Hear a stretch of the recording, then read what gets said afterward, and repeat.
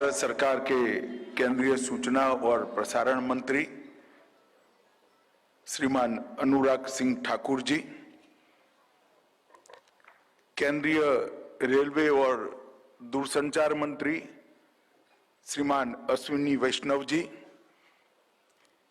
केंद्रीय वित्त राज्य मंत्री श्रीमान पंकज चौधरी जी, सूचना और प्रसारण मंत्रालय के सचिव श्री अपूर्व चंद्रा जी, और आज जिनके कारण मन की बात सुशोभित हुई है वो सारे सोसाइटी के कंट्रीब्यूटर भाइयों बहनों और उपस्थित देवियों और सज्जनों, मेरे लिए बहुत महत्वपूर्ण बात है कि आज अनुराग भाई ने मुझे निमंत्रण देकर मन की बात के एपिसोड की 100वें एपिसोड की पूर्व संध्या पर मन की बात के स्मरण में सिक्का और डाक टिकट जारी करने के कार्यक्रम में मुझे आप लोगों से मिलने का मौका दिया। मैं सबसे पहले अनुराग जी का बहुत बहुत धन्यवाद करना चाहता हूं। मित्रों, आज हम एक अद्भुत प्रयोग जिसने लोकतंत्र की नींव को मजबूत किया,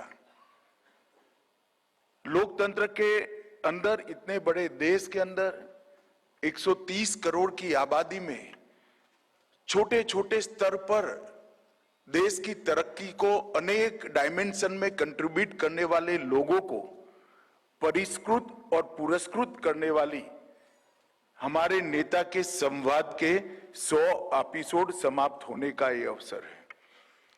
ये बहुत महत्वपूर्ण घटना है क्योंकि लोकतंत्र के अंदर जन संवाद के अनेक माध्यम होते हैं और मोदी जी ने मेरे जैसे व्यक्ति के लिए बहुत आनंद की बात है कि आकाशवाणी को जन संवाद के लिए चुना, क्योंकि मैं बचपन से आकाशवाणी का बहुत बड़ा प्रशंसक रहा हूं।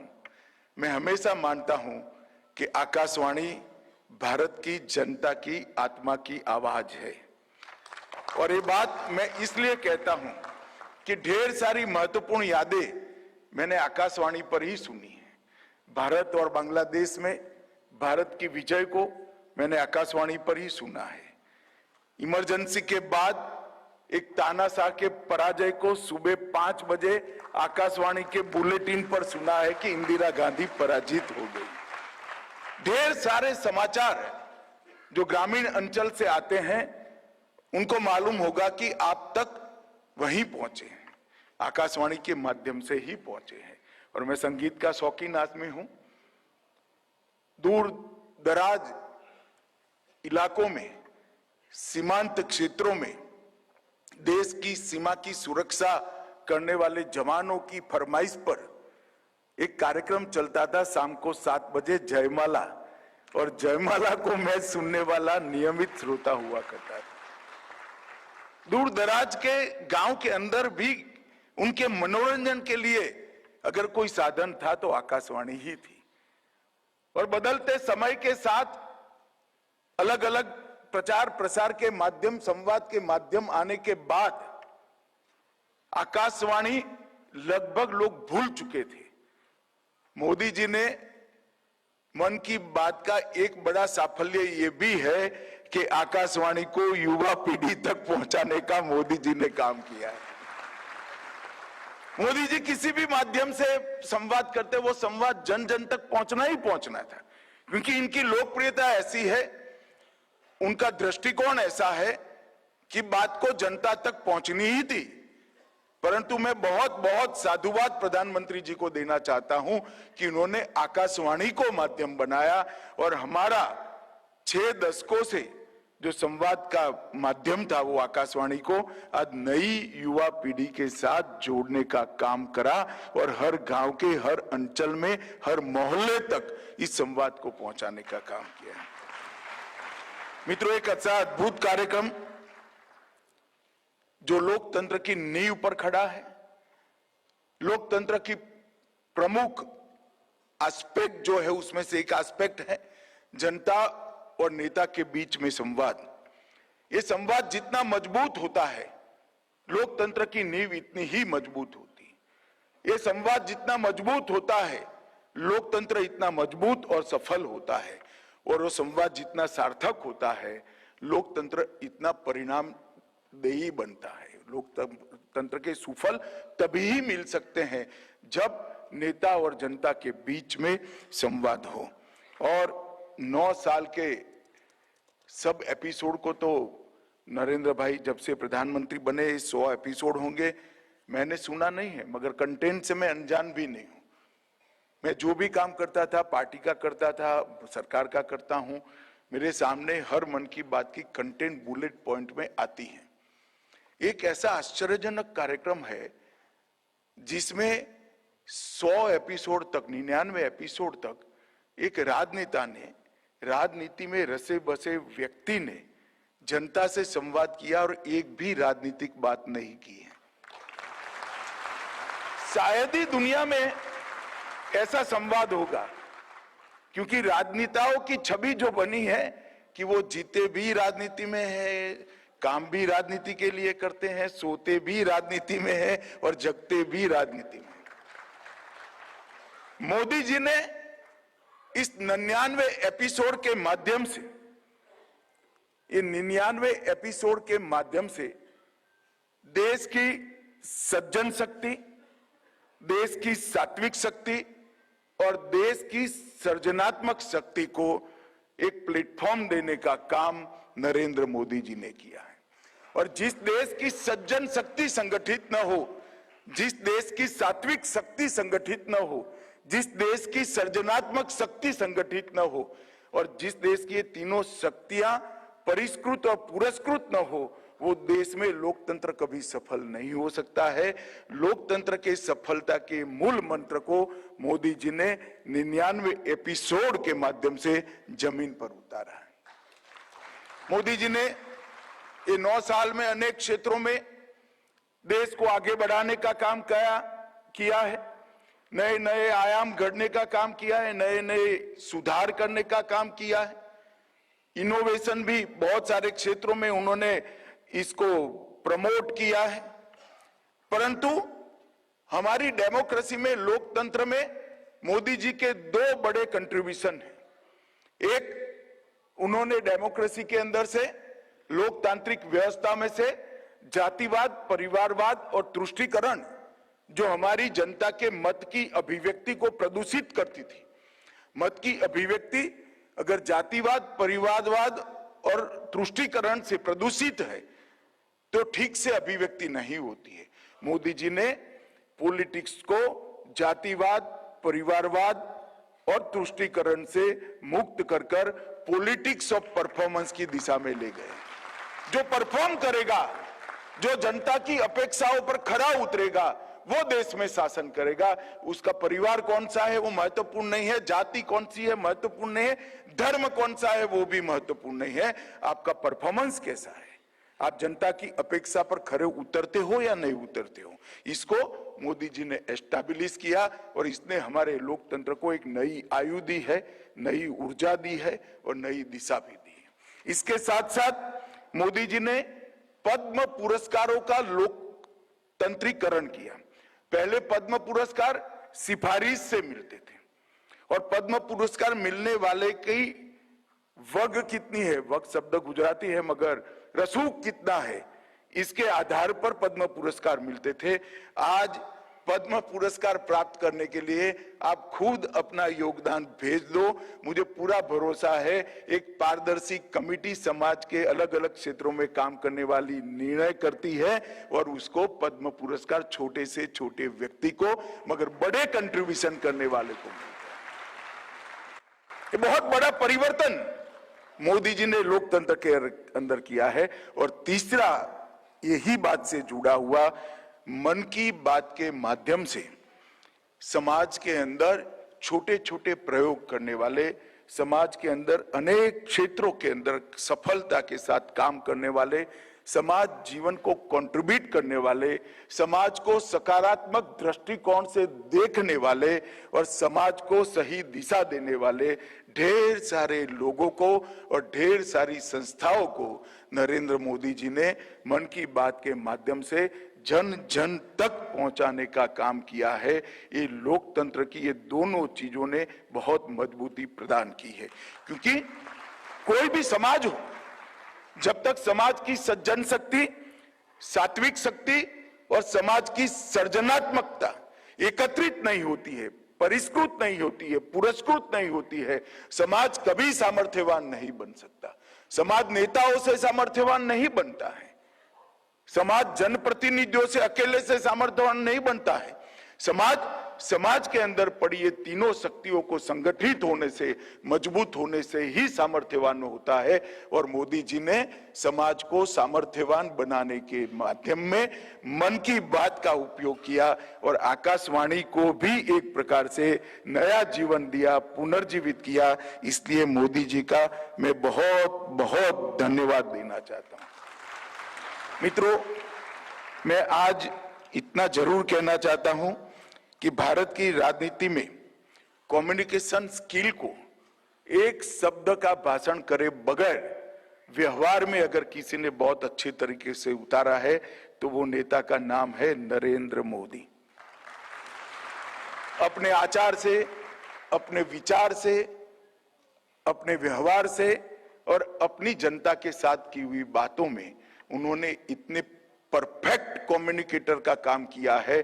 शायद मैं नहीं जानता कम्युनिकेशन स्किल मोदी जी पढ़े होंगे या नहीं पढ़े होंगे, मगर कम्युनिकेशन स्किल के पंडित भी अगर इनके ये काम का एनालिसिस करेंगे तो उनको जरूर लगेगा कि इनको पीएचडी, मानद पीएचडी कम्युनिकेशन की दे देनी चाहिए। इतना परफेक्ट कम्युनिकेशन किसी नेता का। मैं भी बड़े बचपन से सार्वजनिक जीवन में हूं, 12 साल का था तब से हूं, मगर मैंने इतना परफेक्ट कम्युनिकेशन स्किल और परफेक्ट कम्युनिकेशन किसी भी नेता का नहीं देखा है। दुनिया में कई उदाहरण हैं, नेशनल मंडेला का रेडियो संबोधन, प्रेसिडेंट मैसेज, इसके साथ साथ रूजवेल्ट के फायर साइड चैट्स और कई सारे ऐसे उदाहरण हैं। परंतु इस सब में भी राजनीतिक मैसेज है, इस सब में भी कहीं न कहीं बारीकी से देखोगे तो राजनीतिक स्वार्थ भी निकल कर आएगा। मैंने 99 एपिसोड की कंटेंट को बहुत बारीकी से राजनीति के विद्यार्थी के नाते पढ़ा है। मैं कहीं पर इसके अंदर अपना या अपने दल का राजनीतिक स्वार्थ नहीं देख पाया। 100% समाज को मजबूत करने के लिए ही ये संवाद किया। तो अपने आप में विश्व के सारे राजनेताओं के संवाद में ये अलग प्रकार का संवाद है। हमारे यहाँ हिंदी में एक शब्द है, गागर में सागर। बात को इस तरह से रखो कि एक गागर के अंदर सागर जितना सत्व समाहित हो जाए। गागर के सागर को शब्द को सार्थक करते हुए देश की हर भाषा में आधे घंटे का ये एपिसोड देश के अंदर करोड़ों लोगों के लिए न केवल प्रेरणा स्रोत होता है, इसकी सारी नकारात्मकता को दूर कर अपने कुटुंब के लिए कंट्रीब्यूट करना, अपने गांव के लिए कंट्रीब्यूट करना, अपनी जाति के लिए कंट्रीब्यूट करना, सोसाइटी एज सच कंट्रीब्यूट करना और देश के लिए कंट्रीब्यूट करने की प्रेरणा देता है। एक गागर में सागर का शब्द शायद जब बना होगा तब ये मन की बात के लिए ही बना होगा, ऐसा मुझे लगता है। मित्रों, मन की बात की पैन इंडिया प्रेजेंस भी है। लद्दाख और लक्षद्वीप से लेकर पूर्वोत्तर और पंजाब तक, किसान से विज्ञान तक, सेल्फ हेल्प ग्रुप से लेकर स्टार्टअप तक और सहकारिता से लेकर स्पेस तक, हर क्षेत्र को इन 99 एपिसोड में व्यक्ति और संस्थाओं के साथ साथ हर क्षेत्र को और हर भौगोलिक विभाग को भारत के छूने का प्रयास मोदी जी ने किया है और सफल प्रयास किया है। पर्यावरण संरक्षण, स्वच्छता, इसके बारे में जागरूकता फैलाना, शिक्षा, आत्मनिर्भरता और कोविड फ्रंटलाइन वॉरियर का उत्साह बढ़ाना, ऐसे कई सारे काम मोदी जी ने चुपचाप मन की बात एपिसोड के माध्यम से किए हैं। और ये भयंकर, एक प्रकार से भयंकर शब्द विकराल स्वरूप के लिए माना जाता है, परंतु मैं इसकी व्यापकता के लिए कर रहा हूं। एक बहुत बड़ी असर उनने भारतीय जनमानस पर छोड़ी है और अच्छी असर छोड़ी है। मित्रों, 3 अक्टूबर 14 से शुरू हुआ है संवाद। आकाशवाणी के 501 रेडियो स्टेशन, 23 भाषाएं और 29 बोलियों में इसको सुना जाता है। 11 विदेशी भाषाओं में भी इसका प्रसारण होता है। ये इसलिए मैं कह रहा हूं कि हर एक को लगता है कि तमिल में मोदी जी बोल रहे हैं, कन्नड़ में बोल रहे हैं, गुजराती में बोल रहे हैं। इसकी व्यापकता समझने के लिए मैं बता रहा हूं कि 501 रेडियो स्टेशन पर से कोई नेता अपनी जनता से बात नहीं करता। 23 भाषाएं और 29 बोलियों में और 11 विदेशी भाषाओं में ये संवाद होता है। और ढेर सारे जन जागरण और सामाजिक बदलाव के कामों को मोदी जी ने इस कार्यक्रम के माध्यम से सफल बनाया है। मैं कुछ तो जरूर गिनाना चाहूंगा। क्लीन इंडिया, फिट इंडिया, ढेर सारे लोग मिलते हैं कि भाई मैं योगा और एक्सरसाइज करते हो गया। क्यों? तो मोदी जी की मन की बात को सुनकर कोई बच्चा घर में अपने घर को स्वच्छ रखता हुआ, अपने मोहल्ले को स्वच्छ रखता हुआ हो गया मन की बात को सुनकर। बेटी बचाओ बेटी पढ़ाओ, जेंडर रेशियो को ठीक करना और बच्चियों को पढ़ाना, ये 2 बातों पर मन की बात की गहरी असर है। जल संरक्षण और जल संचय, ये दोनों क्षेत्र में भी मन की बात की एपिसोड की गहरी असर दिखाई पड़ती है। वोकल फॉर लोकल, इसके लिए भी ढेर सारे लोगों ने मन की बात से प्रेरणा ली है। आत्मनिर्भर भारत, सुगम्य भारत और सांस्कृतिक विरासत को बढ़ावा देना, ये मैंने जो चीजें गिनाई है वो किसी पुस्तक से नहीं ली है। मेरा भी जनता से ढेर सारी जगहों पे मिलना होता है। इनके पास से जो फीडबैक मिलता है वो फीडबैक के आधार पर बताता हूं। ये सारे सामाजिक कार्यक्रम भारत को प्रगति के रास्ते पर ले जाने वाले और सामाजिक परिवर्तन के कार्यक्रम है। ये सारे कार्यक्रम एक भी राजनीतिक कार्यक्रम नहीं, इस सारे कार्यक्रमों में मोदी जी की मन की बात की गहरी असर हमें दिखाई पड़ती है। और मैं IIM रोहतक का एक सर्वे मुझे जब ये अनुराग जी ने प्रसारित कर दिया, मैं कार्यक्रम में आने वाला हूं, तो मुझे वहां के विद्यार्थियों ने पहुंचा है। देखने वाले लोगों में से मेरे लिए तो बहुत संतोष का विषय है कि 62%, 62% लोग 19 से 34 साल की आयु के हैं। मतलब युवा पीढ़ी आकाशवाणी के साथ अपने आप को जोड़ रही है। युवा पीढ़ी समाज सुधार और समाज के अंदर सात्विकता को, सृजनात्मकता को बढ़ावा देने के साथ अपने आप को जोड़ी। ये बहुत बड़ा शुभ लक्षण है, देश के लिए शुभ लक्षण है। लगभग 23 करोड़ लोग हर एपिसोड के अंदर जुड़ते हैं और 100 करोड़ लोगों ने कम से कम एक बार मन की बात को सुना है। 130 करोड़ की आबादी में 100 करोड़ लोगों ने मन की बात को सुना है। इससे बड़ी रीच किसी भी कार्यक्रम की नहीं हो सकती। और मैं सच अर्थ में मानता हूं कि मोदी जी ने जो प्रयास किया है ये परिणाम लाने वाला प्रयास साबित हुआ है। नरेंद्र मोदी जी को पूरा देश जानता है। मोदी जी एक ऐसे नेता है कि जो हर समस्या को, हर चुनौती को अवसर के रूप में परिवर्तित करते हैं। और उन्होंने कई बार कर देखा, गुजरात के भूकंप से लेकर कोविड तक। ढेर सारे मैनेजमेंट के पंडित भारत में आते हैं और कोविड में भारत की सफलता की गाथा के कारण ढूंढते हैं।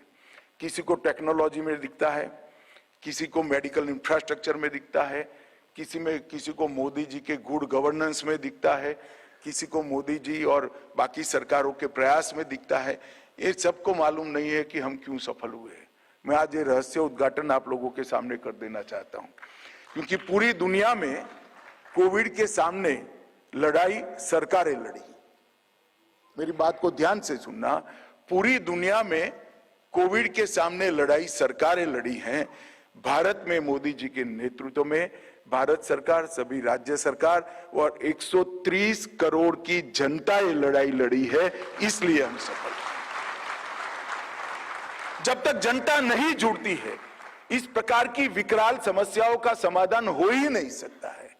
और मोदी जी ने छोटे छोटे कार्यक्रम को माध्यम से, हमारे विपक्षी नेता हमारी मजाक भी बहुत उड़ाते थे उस वक्त कि घंटी बजाने से क्या कोविड चला जाएगा, दिया जलाने से क्या कोविड चला जाएगा, जनता कर्फ्यू से क्या कोविड चला जाएगा।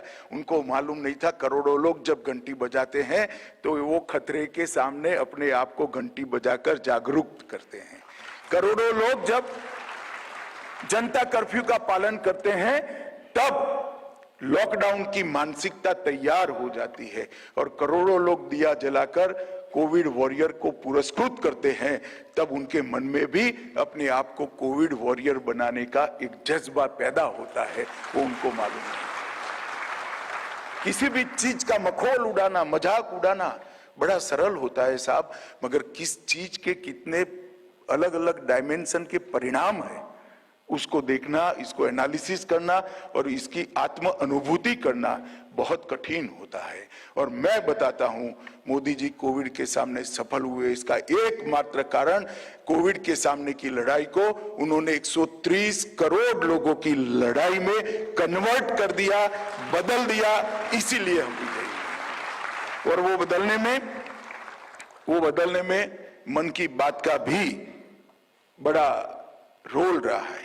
मन की बात से एक ऐसा संवाद तंत्र स्थापित हुआ जिन्होंने, मोदी जी ने मन की बात के माध्यम से देश के सामने की चुनौतियों को ईमानदारी से स्वीकार किया है कि हाँ, देश के सामने चुनौती है, लड़ेंगे, एकजुट रहेंगे और विजयी होंगे। खुले मन से संवाद कर कर उन्होंने नागरिकों को भागीदार बनाया है और जमीन पर इसका समस्या का समाधान करने का रास्ता बताया है। और जिस विकास के प्रयासों में वाणी से वाणी मिलकर टीम इंडिया का एक मजबूत सृजन मोदी जी ने मन की बात के माध्यम से किया है। लगभग 700 से ज्यादा कंट्रीब्यूटर, इसमें से कुछ आज मेरे सामने भी बैठे हैं, और 217 संगठन का हौसला अफजाई कर कर इस 700 लोग और 270 संगठन नहीं, परंतु हर छोटे से छोटे नागरिक को ये बताया है कि मैं भी कुछ कर सकता हूं, सोसाइटी को मैं भी कंट्रीब्यूट कर सकता हूं। ये प्रेरणा नरेंद्र मोदी जी ने दी है। ये 700 लोग तो सिंबॉलिक है। इस 700 लोगों के माध्यम से, 270 संगठनों के माध्यम से करोड़ों लोगों के अंदर मैं कुछ कर सकता हूं, वो आत्मविश्वास का निर्मित करना, ये बहुत बड़ी बात है और ये काम नरेंद्र मोदी जी ने किया है। Argentina, Australia, Mali, Mongolia, Greece, Oman, Guyana, Japan, ढेर सारे देशों के अंदर मन की बात पहुंची है और एक प्रकार से वसुधैव कुटुंबकम की कल्पना को भी मन की बात के माध्यम से चरितार्थ किया है। जो कम्युनिकेशन का मोदी जी ने नया एक स्किल अपने आप में डेवलप किया है, इसका ढंग से एनालिसिस करें तो इसके 4 प्रमुख स्तंभ दिखाई पड़ते हैं। एक कम्युनिकेशन बहुत इमोशनल है, एक कम्युनिकेशन एक प्रकार से स्पिरिचुअल भी है, एक कम्युनिकेशन इंटेलेक्चुअल भी है और एक कम्युनिकेशन फिजिकल एक्टिविटी को गति देने वाला, बढ़ावा देने वाला भी है। और इसको परफेक्ट कम्युनिकेशन में मानता हूं। और परफेक्ट के स्पेलिंग को अगर तोड़कर देखें तो पी माने इसमें पीस की भी बात है, ए माने एम्पावरमेंट, ई माने एम्पावरमेंट है, आर माने रिफ्लेक्टिव भी है, एफ माने फेस्टिव है, ई माने इकोनॉमी का डेवलपमेंट की भी बात है, सी मतलब केयरिंग है और टी मतलब थॉटफुल है। और कई सारी चीजों को इसके अंदर, इस स्पेलिंग के स्तंभों के अंदर आप डिवाइड कर कर देख सकते हो।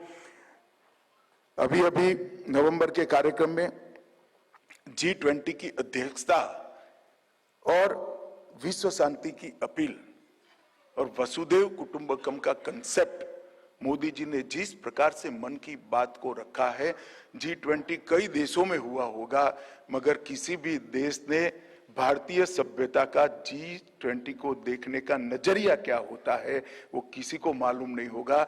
G20 ने वसुधैव कुटुंबकम के हमारे सूत्र को वैश्विक स्वीकृति लाने का काम मन की बात के उस एपिसोड ने किया है और इसके साथ मनुष्य की आंतरिक शक्ति के साथ साथ वैश्विक शांति की बात कर उन्होंने दोनों के बीच में एकात्मता है, आत्मिक शांति और वैश्विक शांति दोनों अद्वैत है, ये बताकर हमारे पुराणों के रहस्य को भी लोगों को सामने रखने का काम किया है। मित्रों, एम्पावरमेंट के लिए कोरोना के समय कोरोना वॉरियर्स का मनोबल बढ़ाना, डॉक्टर, नर्स, आशा बहनें, आंगनवाड़ी की बहनें, एनसीसी, एनएसएस और ढेर सारे सुरक्षा बलों के कर्मी जो फ्रंटलाइन वॉरियर थे उनका मनोबल बढ़ाया। इसके साथ साथ 92वें एपिसोड में उन्होंने पोषण माह मनाने का कहकर जो कुपोषित लोग हैं इसके प्रति समाज का ध्यान आकर्षित किया। और मैं गुजरात से आता हूं, ढेर सारी कोऑपरेटिव संस्थाओं ने, ढेर सारे कंपनियों ने कई कुपोषित बच्चों को, स्कूलों को गोदी लेकर उनको दूध और पोषण युक्त आहार देने का अभियान चलाया और ढेर सारे बच्चे कुपोषण की लिमिट से बाहर आ गए। ये बहुत बड़ा उदाहरण है। मैं इसका जरूर जिक्र करना चाहता हूं क्योंकि बच्चे की नींव अगर ठीक नहीं है तो अच्छा नागरिक नहीं मिल सकता। अगर शरीर की नींव ठीक नहीं है तो मन की नींव ठीक हो ही नहीं सकती। अगर मन की नींव ठीक नहीं है तो सोचने की क्षमता ठीक नहीं हो सकती, आत्मविश्वास ठीक नहीं हो सकता, वो नागरिक देश के लिए कंट्रीब्यूट नहीं कर सकता है। इस बात को मोदी जी ने बहुत अच्छे तरीके से रखा है। स्टार्टअप इंडिया को लेकर गलत धारणा भी समाप्त कर दी कि स्टार्टअप इंडिया सिर्फ आईटी के क्षेत्र में काम करने वाले युवाओं के लिए है और उन्होंने सहकारिता को पैर पर खड़ा करने के लिए भी मन की बात में अपना जिक्र कर इस देश की पुरानी धरोहर सहकारिता आंदोलन को भी गति दी। कुछ समय में सेल्फी विद डॉक्टर, कोई गुलदस्ता नहीं, बस एक किताब, इसके माध्यम से पढ़ने की आदत जो हमारे युवाओं में चली जा रही है उसको भी बढ़ाने का बहुत बड़ा काम किया है। नॉलेज किसी भी दिशा में आए वो नॉलेज है, परंतु मैं सभी युवाओं से बात करना चाहता हूं कि एक ही पैराग्राफ आप कंप्यूटर पर पढ़ना और एक ही पैराग्राफ इसके आगे पीछे के रेफरेंस के साथ पुस्तक में लय के साथ पढ़ना, आप दोनों का एनालिसिस करना किस चीज का आप पर असर हुआ है। मित्रों, मैं तो बता सकता हूं मेरे जीवन में किताबों से बड़ा रोल किसी का है ही नहीं। सबसे बड़ा अगर रोल है तो किताबों का है और इस बात को मोदी जी ने बहुत अच्छे तरीके से प्रचारित किया, प्रसारित किया, स्वीकृत किया। विकलांग शब्द कितना अपमानजनक था और हमें मालूम भी नहीं था कि हम सालों से ये उपयोग कर रहे हैं। मोदी जी ने मन की बात के एक एपिसोड से विकलांग को दिव्यांग बनाने का काम कर दिया और करोड़ों लोगों को समझा। इससे ज्यादा संतोष मेरे जैसे व्यक्ति को तो कभी हो ही नहीं सकता। कितनी बड़ी गलती हमारा समाज और दुनिया कर रहा था, किसी व्यक्ति को विकलांग कहना जिसमें इसका कोई रोल नहीं है। ये कुदरत ने तय कर करा है भाई, वो व्यक्ति क्या कर सकता है। उसको दिव्यांग कहकर समाज के साथ जोड़कर, समाज के विश्वास के साथ जोड़ा, समाज की प्रगति के साथ जोड़ने का काम मोदी जी ने किया है। महाराष्ट्र के एक सेवानिवृत्त शिक्षक के दान का भी जिक्र कर ढेर सारे छोटे लोगों को भी, छोटे छोटे लोगों को हम भी कुछ कर सकते हैं, ये प्रेरणा देने का काम किया। और श्रीनगर के एक 18 साल के युवा को स्वच्छता अभियान से जोड़ने के लिए भी उन्होंने किया।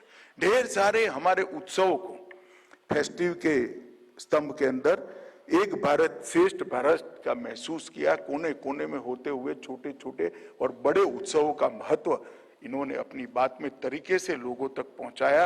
और उत्सव प्रिय जनाः का जो हमारा व्याख्या था, भारतीय समाज को कवि कालिदास ने उत्सव प्रिय जनाः कहा था।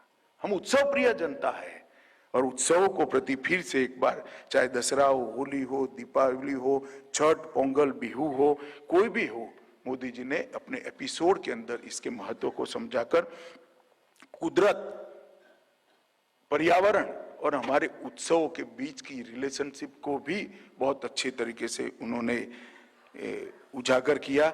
और सरहद पर रहे हुए सैनिक को भी दीपावली के दिन एक दिया जला देना, देश की प्रगति और सुरक्षा सुनिश्चित हो जाएगी, ऐसा कर कर इसके मन में से कि दीपावली के दिन मेरे घर में न हुए मलाल को हमेशा के लिए मोदी जी ने साफ कर दिया, धो दिया।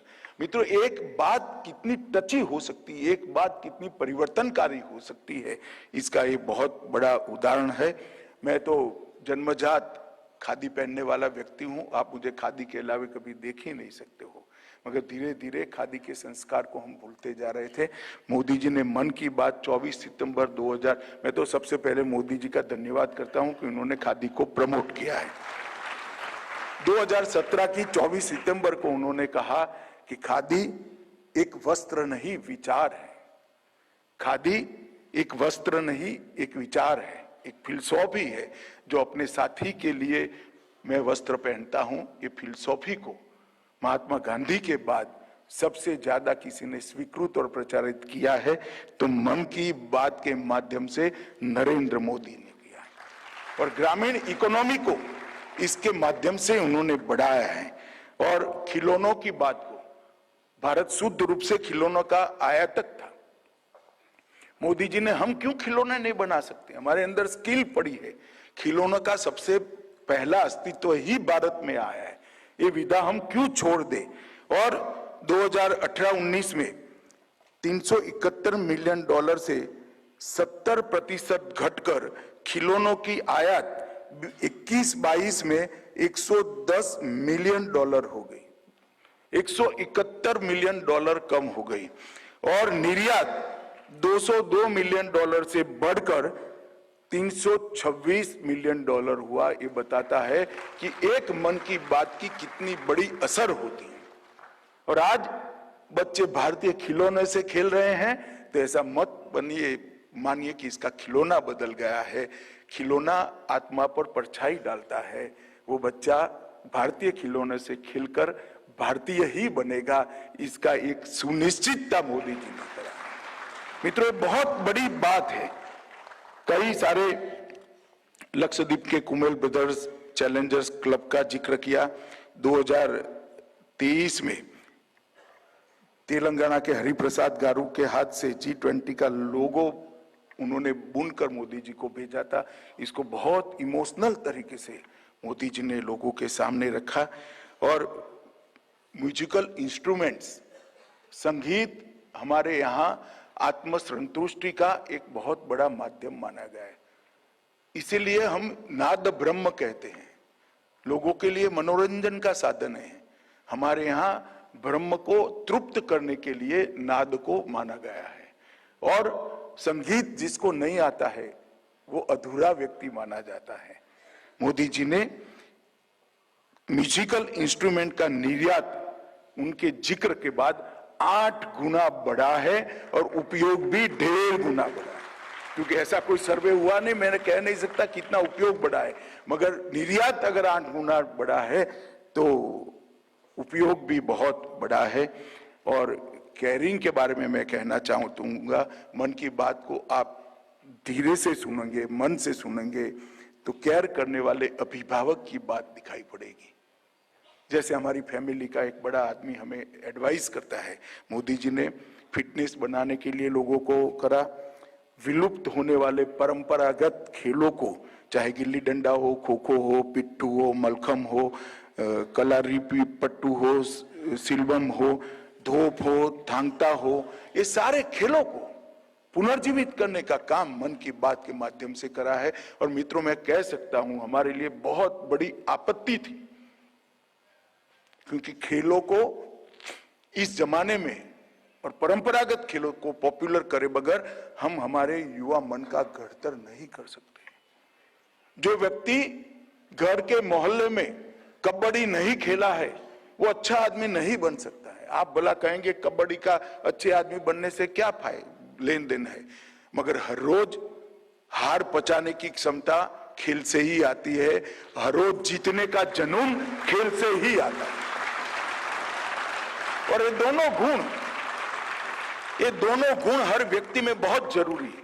हार आए तो निराश न होना, फिर से तैयारी करना, दूसरे दिन मैदान में जाना और जीतने के जुनून के साथ जीत कर आना, ये मानव जीवन की प्रगति का रहस्य है। और ये हमें कोई खेल नहीं सिखा सकते, कोई पुस्तक नहीं सिखा सकता, केवल हमारे परंपरागत खेल ही सिखाते हैं, क्योंकि परंपरागत खेलों में निश्चित हार जीत अनंत रहती है। तो इसका हार और जीत को जीवन का क्रम मानकर अपने व्यक्तित्व के साथ हार जीत को न जोड़कर डिटेच करने की जो वृत्ति है वो खेलों से ही प्रवृत्ति में आती है। और मोदी जी ने इसको ढेर सारे खेलों को पुनर्जीवित किया है। मैं तो जमीन पर जाने वाला आदमी हूं। गुजरात जैसे राज्य में कबड्डी और खो खो खेलने वाले बच्चे आज मन से कहते हैं कि मोदी जी ने कहा था हम कबड्डी खेले हैं, बहुत अच्छा लगता है और कोई खर्च नहीं होता है। ये बहुत बड़ी बात है मित्रों। इन्होंने आगे बढ़ाने के लिए इन्होंने निष्काम कर्मयोगियों के साथ भी संवाद किया। पद्म पुरस्कार ज्ञान, विज्ञान, अनुसंधान और जन कल्याण, ये 5 चीजों के लिए समर्पित कर दिया। किसी की सिफारिश की जरूरत, आपने अगर ये 5 क्षेत्रों में काम किया है तो आप पुरस्कृत होंगे ही होंगे, देर सवेरे होंगे मगर होंगे। इस प्रकार की एक लोकतांत्रिक व्यवस्था को किया। और थॉटफुल के क्षेत्र में मैं मानता हूं कि मौजूदा समय की रिलेवेंट व्याख्या करने में मोदी जी ने बहुत बड़ी सफलता प्राप्त की है। हमारी परंपरागत चीजों को मौजूदा क्षेत्र में एक नई व्याख्या के साथ, नई जरूरियात के साथ, समाज के सामने, युवाओं के सामने, घर में काम करने वाली महिलाओं के सामने रखने का काम नरेंद्र मोदी जी ने किया है।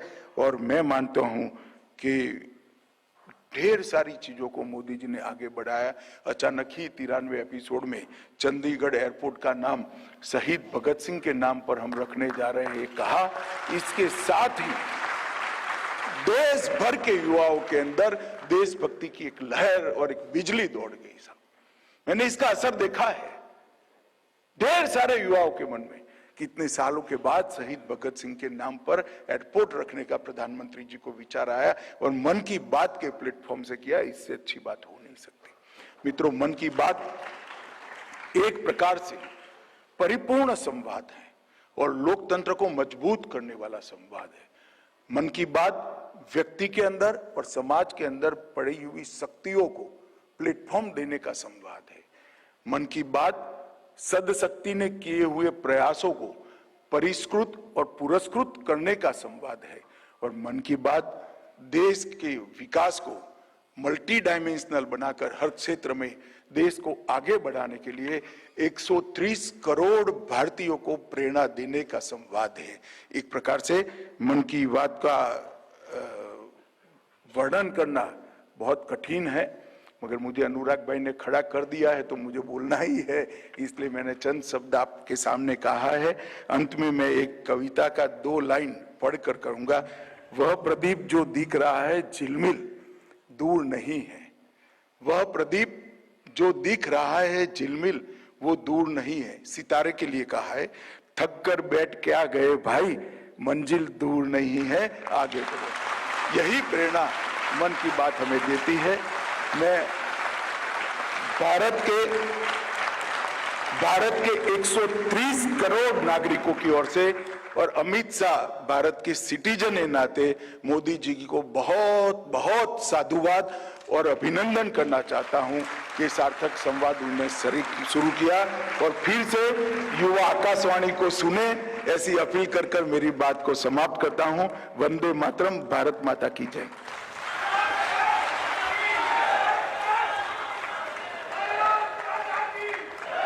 जोरदार तालियों और बहुत बहुत अभिनंदन माननीय गृह एवं सहकारिता मंत्री जी आपका इस उद्बोधन आशीर्वचन के लिए। और आपने बहुत बारीकी से समझाया हम सभी को कि कैसे प्रधानमंत्री जी के मन की बात जन जन की बात बन रही है। और कार्यक्रम के अंत में अब मैं धन्यवाद प्रस्ताव के लिए विनम्रता पूर्वक अनुरोध करूंगा सूचना एवं प्रसारण मंत्रालय के सचिव श्री अपूर्व चंद्र जी से कि कृपया वो आएं और धन्यवाद ज्ञापन करें। माननीय सचिव महोदय।